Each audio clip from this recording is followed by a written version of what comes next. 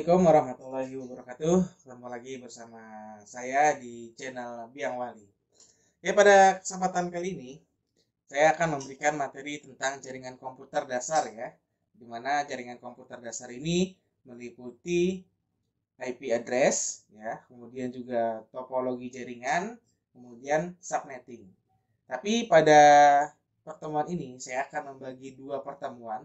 Di minggu ini saya akan menjelaskan tentang topologi dasar jaringan, dan yang kedua adalah konsep IP address. Adapun untuk konsep subnetting itu akan kami jelaskan pada pertemuan minggu depan.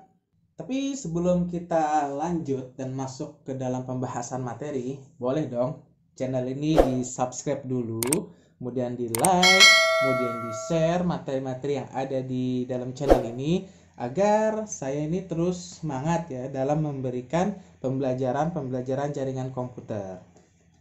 Oke, kita masuk ke dalam materi ya. Hari ini kita akan membahas konsep-konsep ini.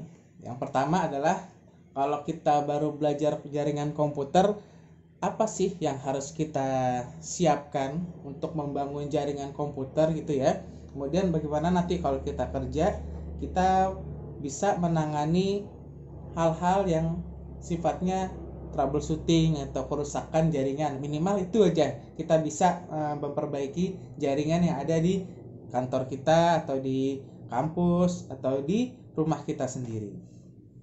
Nah, untuk membangun jaringan komputer ini ada beberapa perangkat-perangkat. Tapi sebelumnya silahkan Anda install dulu namanya aplikasi Cisco Packet Tracer.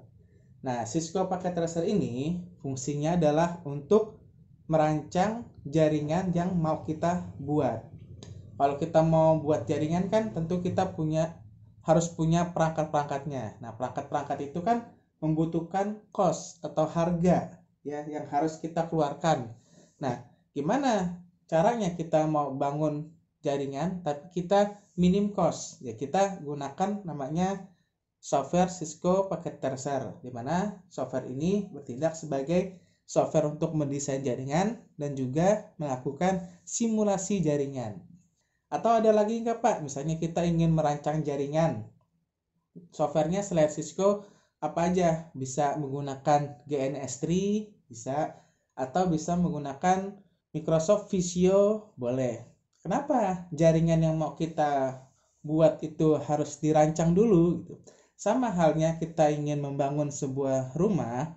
Sebelum kita membangun rumah, tentu kita merancang desain dulu ya. Rumahnya itu kita bangun di tanah ukuran berapa? Misalnya 10 kali 80. Kemudian punya berapa kamar tidur? 4. Kamar mandinya berapa? 2 gitu ya. Sama, kita ingin bangun jaringan komputer, kita butuh desain dari jaringan yang kita mau terapkan di kantor. Contohnya, misalnya kita hanya punya budget atau cost sebesar 100 juta untuk membangun jaringan yang akan diterapkan di perusahaan. Nah, kita akan merinci, mendesain kebutuhan jaringan apa. Oh, ternyata di perusahaan itu saya butuh misalnya 14 komputer, kemudian ada 2 switch gitu. Kemudian ada 3 router, kemudian untuk tamu-tamu saya butuh 10 wireless 10 access point. Nah, itu harus kita desain dulu di sini. Sama seperti kita mau bangun rumah ya. Sekarang kita masuk untuk membuat suatu jaringan komputer. Di sini kita butuh yang pertama minimal 2 perangkat komputer atau 2 perangkat yang berbasis komputerisasi. Contohnya handphone atau tablet kita, atau misalnya TV, smart TV bisa. Kemudian laptop yang berbasis komputer.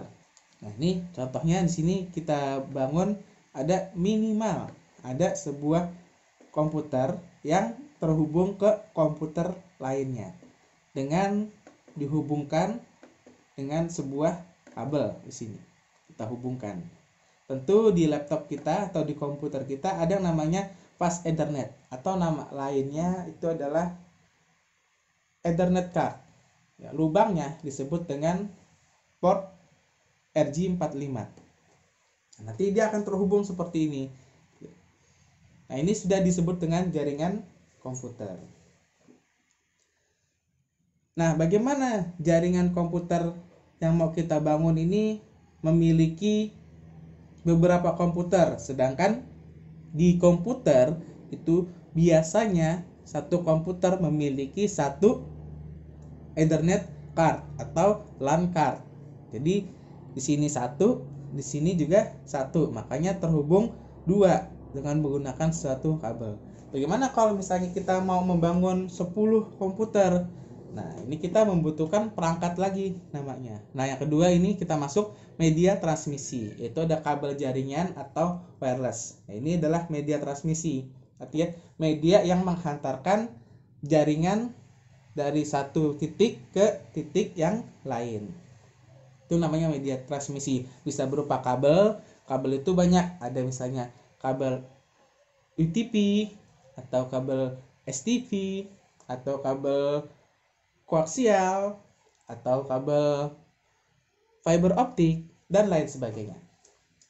Atau kalau kita nggak mau menggunakan kabel, kita bisa menggunakan perangkat namanya wireless, seperti router wireless atau access point dan lain sebagainya. Yang mana media transmisi ini adalah fungsinya untuk menghubungkan saja antar perangkat atau antar beberapa perangkat. Kembali lagi. Nah, sekarang kalau misalnya saya mau membangun jaringan komputernya misalnya 10, maka kita butuh lagi perangkat namanya switch. Oke, switch ini bentuknya seperti ini.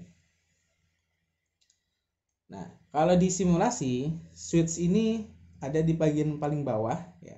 Switch misalnya saya masukkan tipenya yang 2960. Switch ini banyak tipenya ya. Ada switch jenisnya manageable, dan juga ada switch yang namanya unmanageable. Kalau switch manage atau switch manageable itu kerjanya kita bisa masukkan beberapa perintah atau kita bisa konfigurasi.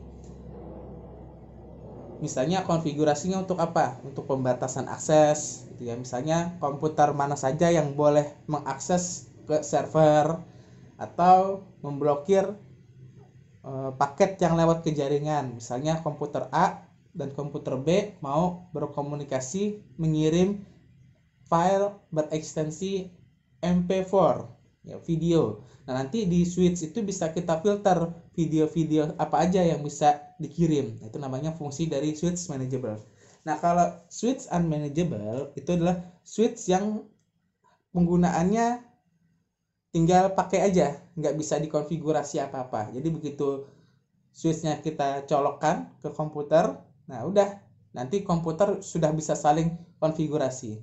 Cuman kekurangannya adalah di switch ini kita nggak bisa mengatur, jadi nggak bisa mengatur keamanan, nggak bisa mengatur paket apa saja yang terkirim di jaringan gitu. Cuman kelebihannya adalah switch unmanageable itu lebih murah dibanding dengan switch yang manageable. Kemudian cara penggunaannya apa? Di switch ini biasanya terdiri dari beberapa port ya, atau Ethernet card. Makanya dia bisa digunakan untuk beberapa jaringan komputer atau beberapa komputer yang terhubung. Minimal ada 4 port, ada yang 8 port, ada yang 24 port. Dari sini ada yang 24 port. Nanti komputer-komputer ini akan saling terhubung satu sama lain di sini. Saya contohkan 3 saja. Nah, nanti komputernya kita colokkan kabelnya, kemudian kita masukkan di port switch-nya.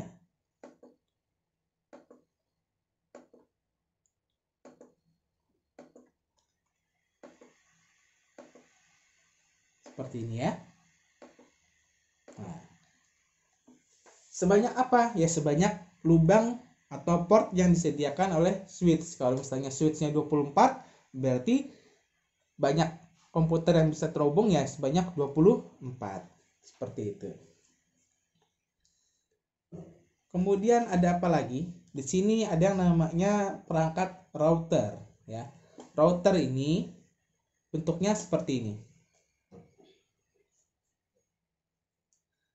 Nah, di perangkat router ini disimbolkan dalam bentuk bulat ya, seperti ini bulat. Tapi pada aslinya tadi sudah kita lihat gambarnya, itu router tidak bulat bentuknya. Nah, kemudian router ini berfungsi untuk menghubungkan jaringan yang berbeda. Misalnya ini ada dua buah server. Kemudian dia nanti dihubungkan ke dalam sebuah router. Nah, router ini juga memiliki beberapa port ya, seperti switch. Tetapi port yang ada pada router tidak sebanyak switch. Ini nanti dihubungkan seperti ini. Contohnya server PT ini, ya anggaplah ini adalah server sebuah perusahaan. Perusahaannya ada di tempat yang berbeda. Misalnya komputer server yang ada di sini, yang di sebelah kiri ini kita taruh misalnya ada di Jakarta. Kemudian yang di sini sebelah kanan ini ada di wilayah Bogor. Nah, bagaimana nanti dihubungkan dengan suatu media transmisi, entah kabel atau entah wireless atau menggunakan provider. Nah, nanti dia akan terhubung yang namanya dengan router.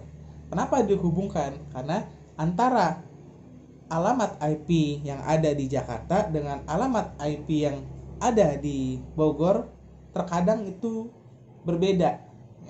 Karena berbeda alamat IP, dia tidak bisa terkoneksi. Nah, bagaimana cara suatu komputer bisa terkoneksi dengan IP address yang berbeda? Maka kita menggunakan router.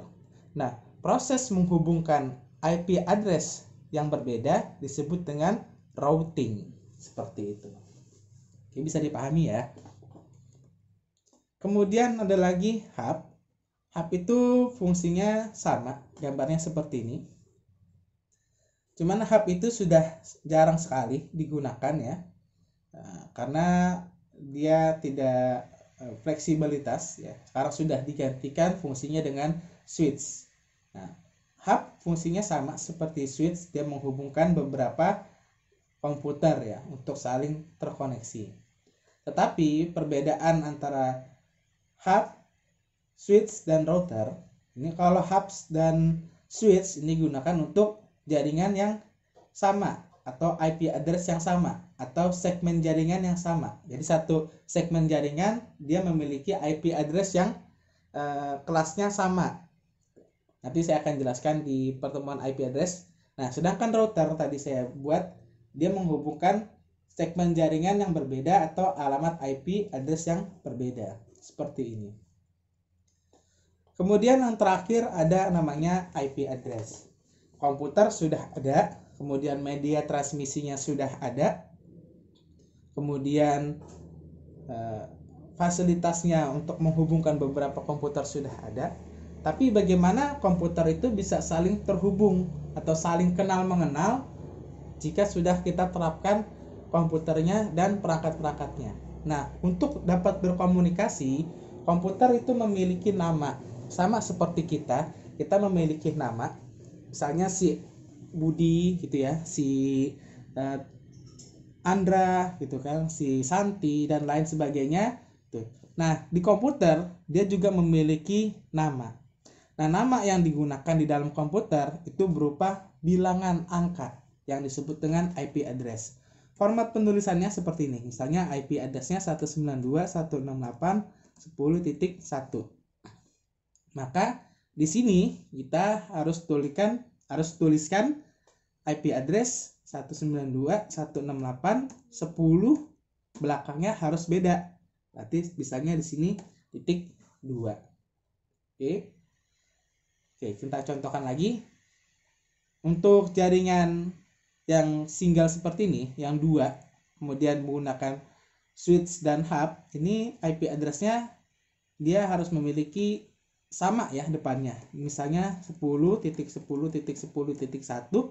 Berarti di sini nanti dia 10.10.10.2. Di sini juga 10.10.10.3. Nah, kalau kita menggunakan hub juga sama. Misalnya kita mau menggunakan IP-nya 100, 100, 100, maka di sini untuk berkomunikasi dia harus menggunakan IP 100, 100, 100.2. Ya. Nah, kalau menggunakan router gimana? Nah, kalau menggunakan router, tadi karena fungsinya router itu untuk menghubungkan jaringan yang berbeda, maka kita harus kasih IP yang berbeda. Misalnya di sini 200, 200.1.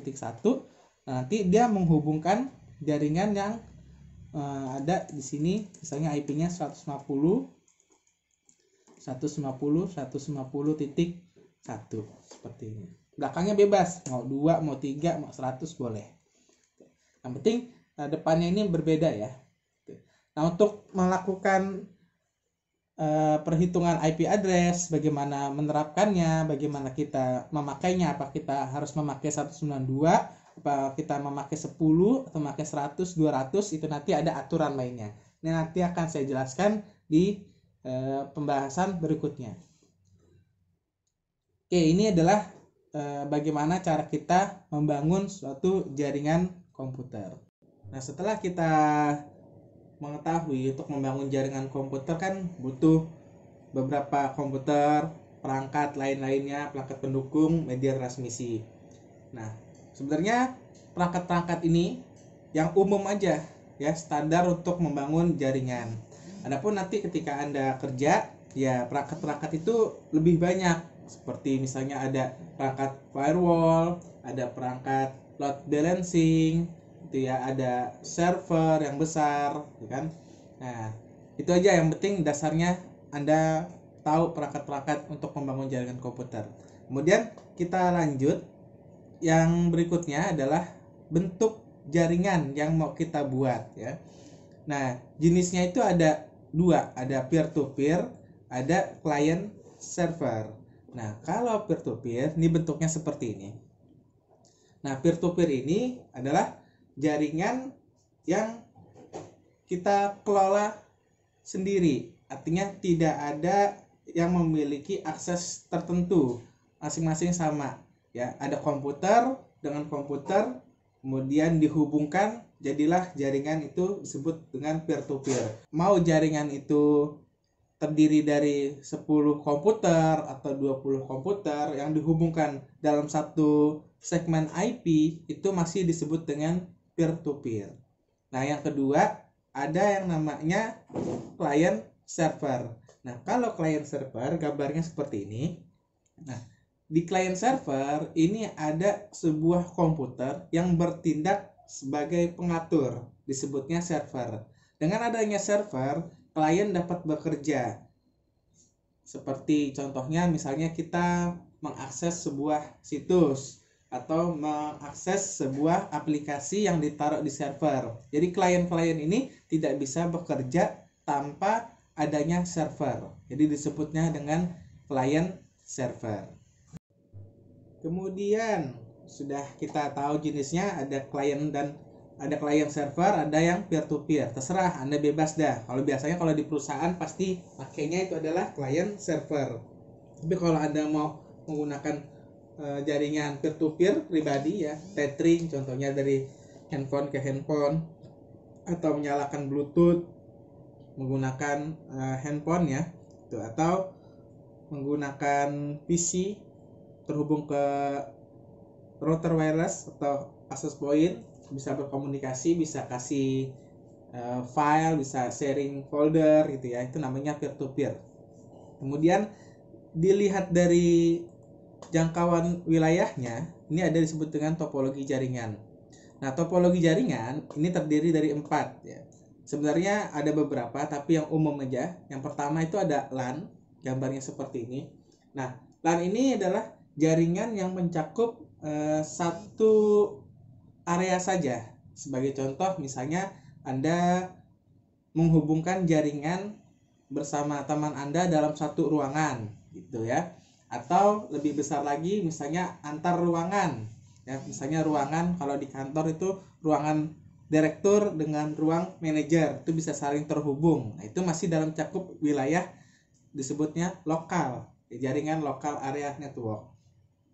Kemudian ada lagi yang namanya MAN, yaitu Metropolitan Area Network, di mana MAN ini bekerja menghubungkan jaringan yang berada di antar wilayah tertentu. Misalnya PT yang berada di Jakarta, ya, suatu perusahaan yang ada di Jakarta ingin berkomunikasi dengan jaringan perusahaan yang berada di Bogor. Nah, nanti dia akan dihubungkan, entah dia menggunakan wireless atau menggunakan kabel gitu ya, fiber optik, atau menggunakan bantuan misalnya provider, nanti dihubungkan. Nah, itu disebut dengan jaringan Metropolitan Area Network atau disingkat MAN.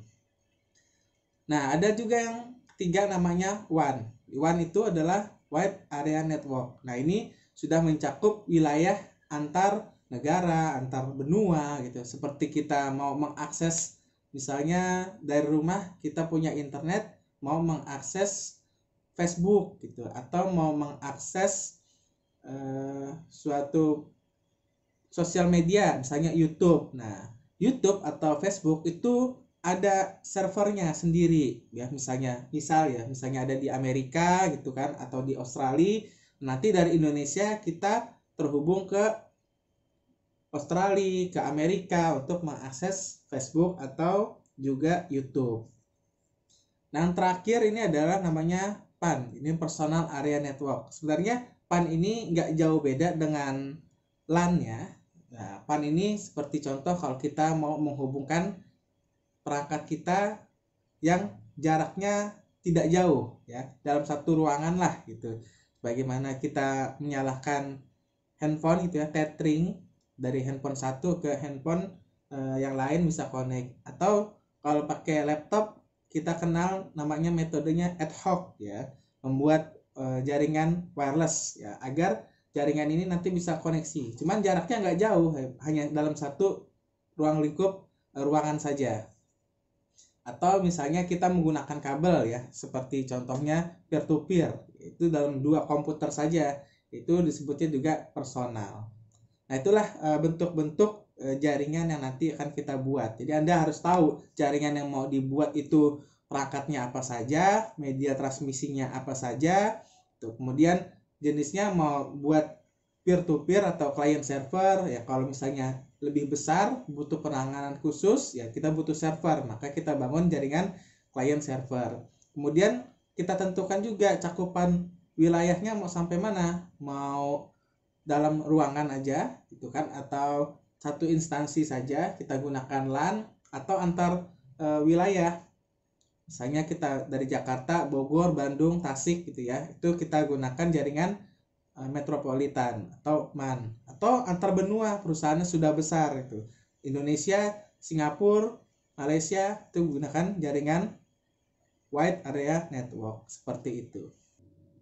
Kemudian untuk pembahasan yang terakhir, ini adalah kita masuk ke IP address ya, dimana IP address ini adalah suatu alamat ya, atau sebuah nama agar komputer ini bisa saling kenal mengenal ya, atau bisa mengirimkan paket dari sumber ke tujuan secara selamat ya. Nah, ada IP address itu ada dua macam. Yang pertama itu ada IP versi 4 dan juga ada IP versi 6. Sebutnya IP v6 ya.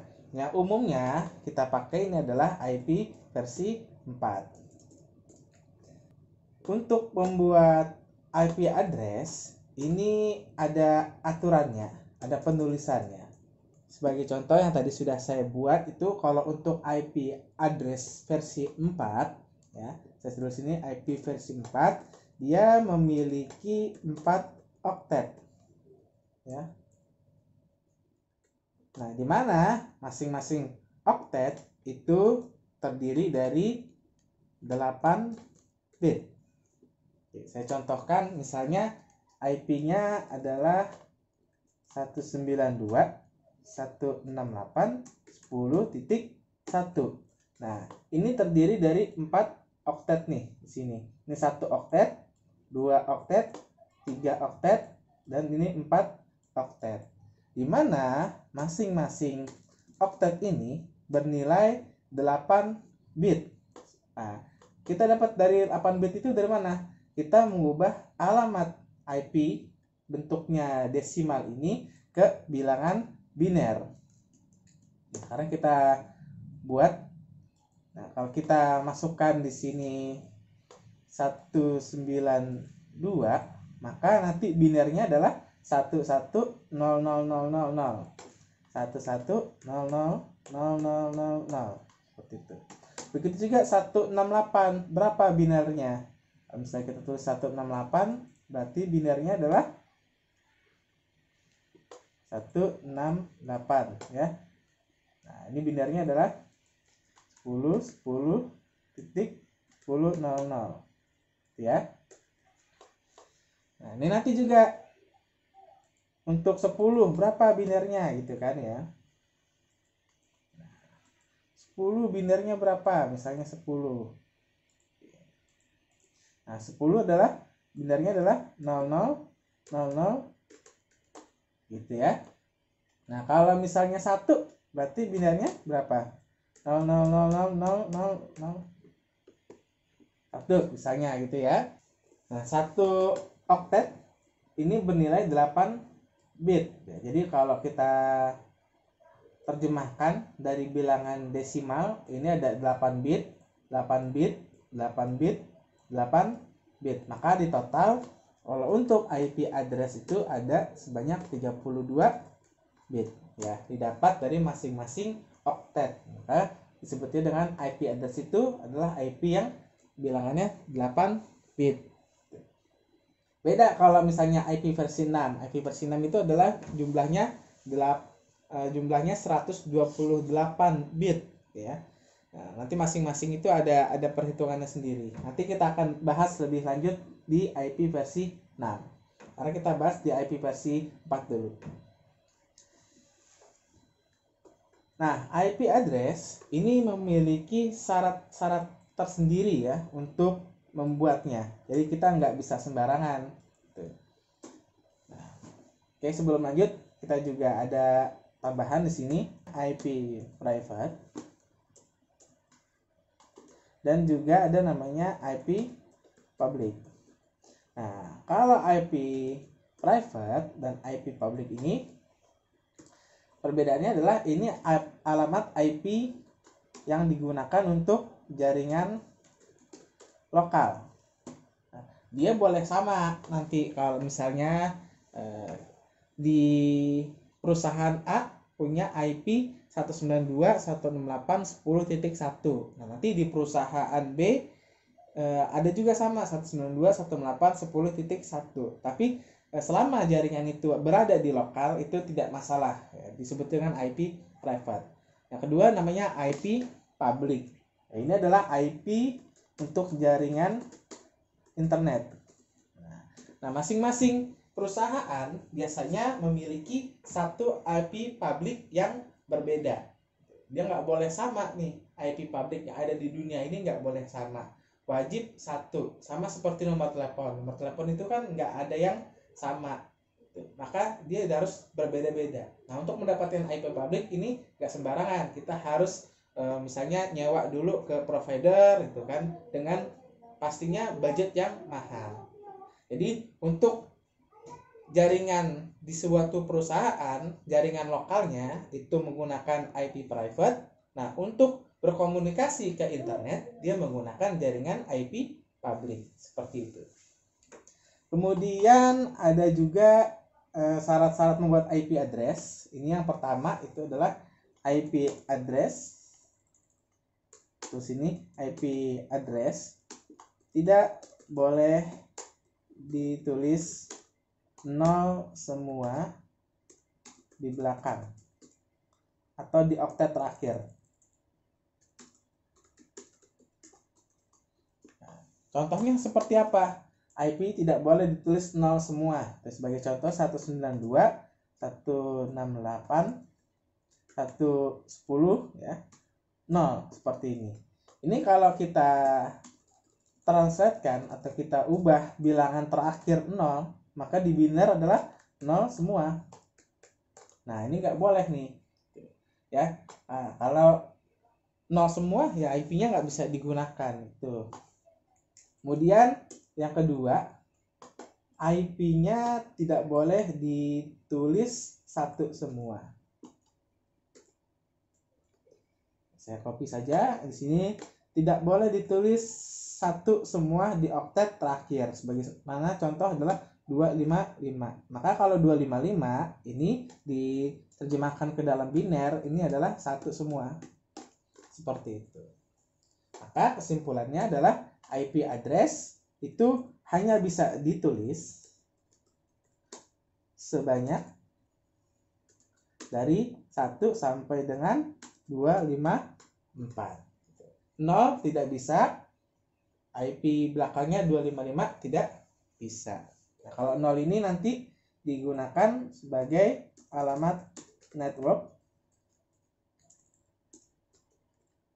Nah, sedangkan 255 ini nanti disediakan sebagai alamat broadcast. Oke, seperti itu. Ya, bisa dipahami ya. Nanti kalau Anda tidak paham, Anda bisa langsung bertanya ke saya melalui WhatsApp atau melalui komentar. Kemudian yang ketiga, ya, dia namanya ada kelas IP address ya, di mana IP address ini dia memiliki kelas A dan juga kelas B dan juga ada namanya kelas C. Sebenarnya ada untuk kelas D, cuman yang umum adalah kelas A sampai dengan kelas C. Nah, kelas A oktet pertamanya atau kepala pertamanya ya, ini sebagai contoh ini 192, oktet pertamanya itu dimulai dari angka 1 sampai dengan 126. Untuk kelas B itu ada 128 sampai dengan 191. Kemudian untuk yang kelas C ini ada 192 sampai dengan 223 ya.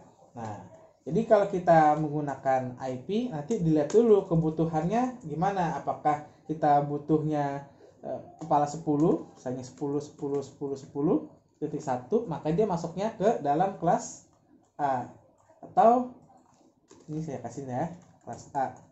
Nah, kalau misalnya kita pakainya 172 itu ya, berarti ini masuknya ke kelas B.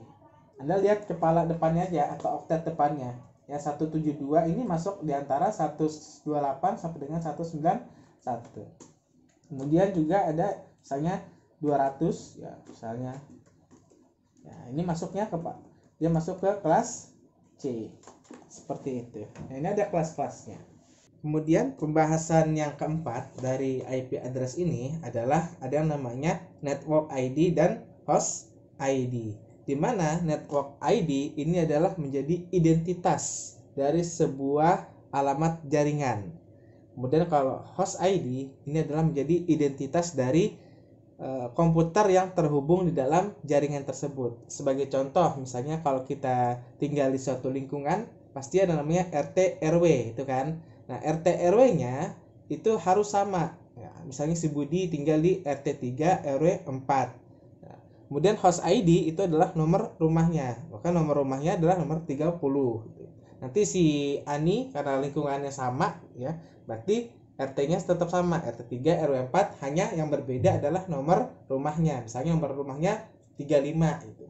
Karena simpulannya adalah untuk jaringan agar bisa terkoneksi atau bisa terhubung di dalam IP address itu adalah network ID-nya harus sama, kemudian host ID-nya lah yang harus beda. Sebagai contoh ada dua komputer, yang satu komputernya 10. Oke. Nah, ini mau terhubung ke ini adalah kelas IP address yang A ya. Nah, kalau A yang menjadi network ID-nya itu adalah oktet pertamanya 10 di sini. Maka nanti untuk kliennya yang lainnya, maka dia harus kepalanya 10. Sedangkan 3 oktet di belakangnya ini menjadi host ID. Maka di sini host ID-nya ditulis juga tidak sama. Yang sama hanya untuk net ID-nya. Oke, host ID-nya harus beda. Kalau host ID-nya sama, nanti yang akan terjadi adalah IP-nya konflik. Itu artinya bentrok ya. Kemudian untuk yang kelas B misalnya 172 yaitu ya. Oke, ini misalnya mau terhubung ke komputer lain. Nah, ini untuk kelas B.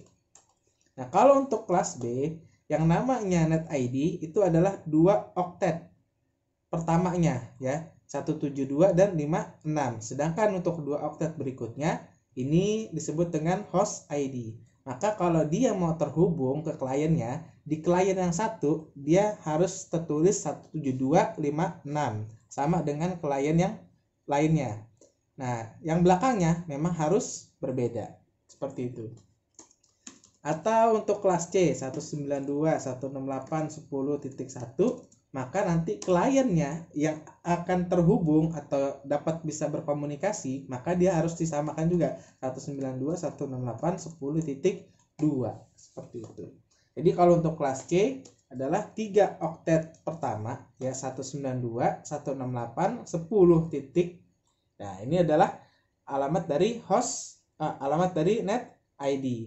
Nah, sedangkan 1 oktet terakhir disebut dengan host ID. Maka kalau di kelas C untuk dapat terhubung, maka klien yang satunya lagi dia harus ditulis sama untuk net ID-nya 192.168.10.2 yang lainnya.